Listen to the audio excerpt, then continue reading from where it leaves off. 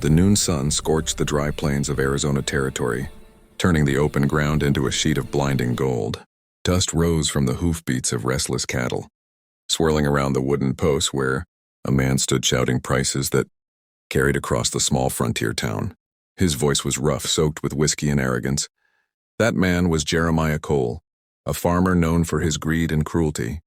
The settlers called him the Buzzard, not just because of his sharp nose, but because he fed off the suffering of others.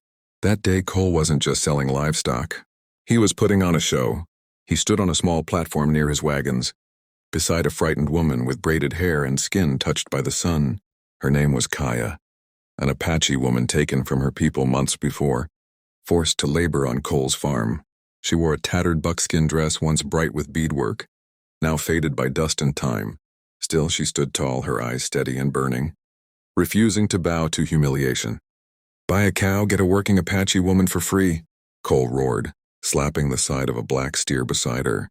His laughter cut through the silence of the crowd, followed by a few uneasy chuckles from men too weak to protest. "She can cook, clean, and keep a man's house warm, and ain't that right, sweetheart?" Kaya didn't answer. Her silence spoke louder than any insult could.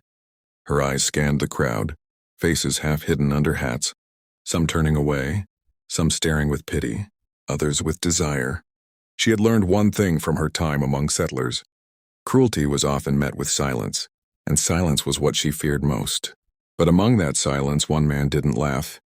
Leaning against a fence post stood a stranger, tall, rugged, wearing a dusty coat and a wide-brimmed hat that shadowed his eyes. His name was Caleb Hart, a drifter and former soldier who'd seen too much of what men could do in the name of progress.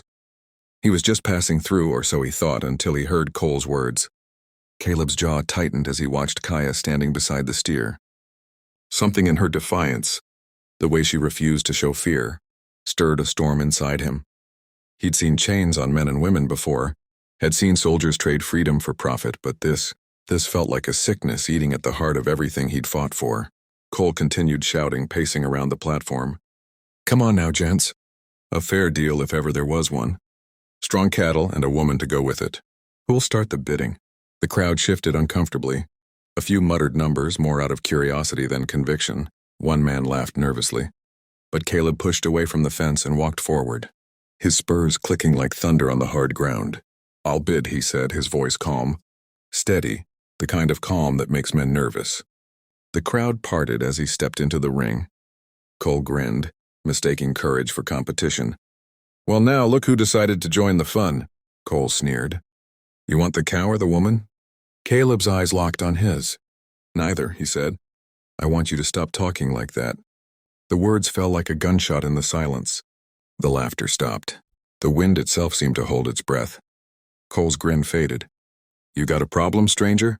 "Yeah," Caleb said. "The problem's standing on that stage, and it's you." Cole's face turned red.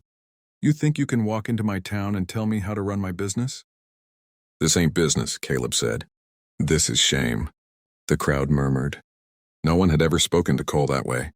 Kaya's heart raced, not from fear, but from the strange flicker of hope rising in her chest.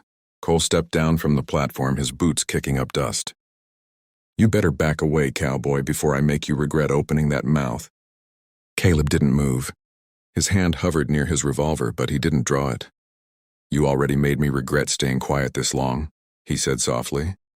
The standoff stretched like a drawn wire, seconds ticking by like heartbeats. Then Cole snapped. He lunged forward, fist raised, but Caleb was faster. His hand shot out, grabbing Cole's wrist and twisting it until the man cried out. The crowd gasped. Caleb shoved him back, sending him sprawling into the dust. "This ends now," Caleb said, his voice cutting through the tension. "Let her go. Pay her what she's owed and give her a horse. She leaves free today." Cole spat dirt in rage. "You can't tell me what to do, boy. She's mine by law." "Then the law's wrong," Caleb said. "And I'll make it right." Kaya stared at him, barely believing what she was hearing. No one had ever spoken for her like that. Sheriff Barnes stepped from the edge of the crowd, hand resting on his holster. "Caleb," he warned, "you don't want to make trouble here." "I'm not making trouble," Caleb replied. "I'm ending it." The sheriff hesitated. He knew Cole's reputation, and he also knew Caleb's kind. Men like him didn't bluff. After a long silence, Barnes sighed and nodded slightly. "Cole, let the woman go," he said. "Ain't worth dying over." Cole glared, breathing hard, but the moment had passed. His pride bled out into the dust. He threw his hat down and shouted curses, but he didn't fight. Caleb untied Kaya's hands, and the crowd slowly drifted away, whispering. For the first time in months, Kaya could breathe. She looked up at the man who had stood for her, her voice trembling. "Why?" she asked. Caleb smiled faintly. "Because someone should have a long time ago." The sun dipped low as they walked away from the town, leaving behind the echoes of injustice. But both of them knew the road ahead wouldn't be easy. Freedom was just the beginning. The desert night was cold, and the stars burned bright as frost. Caleb and Kaya rode side by side across the barren land, their horses moving slow, the wind whispering through the canyons. They didn't speak much at first. Silence carried more truth than words could. Kaya kept glancing at him, unsure whether to trust the stranger who'd risked his life for her. "You didn't have to do that," she said finally. Caleb looked at her. "I did, because if I'd walked away, I wouldn't be any better than him." They stopped by a dying campfire left by travelers. Caleb gathered wood, his movement steady and practiced. Kaya watched the fire come alive, its light dancing across his scarred face. He was a man who'd fought battles, not just on battlefields but within himself.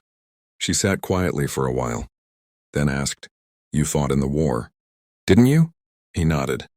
"Yeah, thought I was fighting for freedom, but somewhere along the line, I realized freedom don't mean much if we choose who deserves it." Kaya looked into the flames. "Among my people, we say the land remembers every kindness and every cruelty. Maybe it will remember what you did today." Caleb smiled faintly.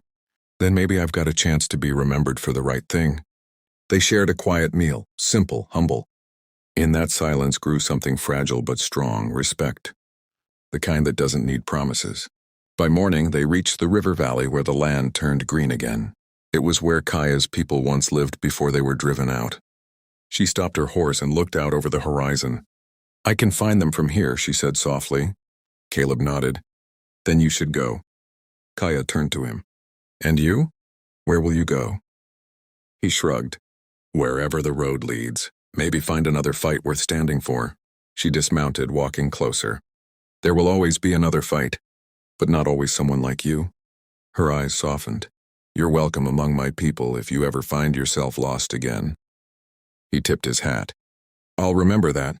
They stood in silence as the wind carried the scent of the river and wild sage. Then with one last glance, Kaya rode away, a free woman heading toward her people and her future. Caleb watched until she disappeared into the morning sun, then turned his horse west. As he rode, he realized something. The world wasn't made right by laws or guns, but by the few who had the courage to stand up when no one else would. And though he'd saved one life, it felt like his own had just begun again.